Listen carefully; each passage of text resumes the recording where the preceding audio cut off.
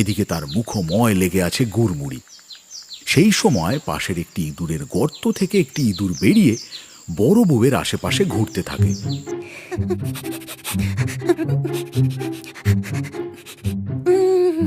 কি সুন্দর একটা মিষ্টি গন্ধ বেরোচ্ছে।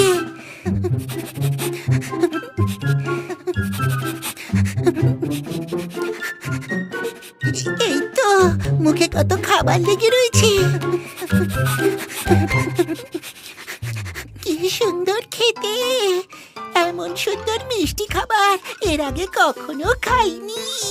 কি মজা লাগছে খেতে। কি, ও মা, এই যে দেখছি সামনের দাঁত দুটোই ফোকলা। ওনার জন্য আমি একটা নতুন খাবারের স্বাদ পেলাম।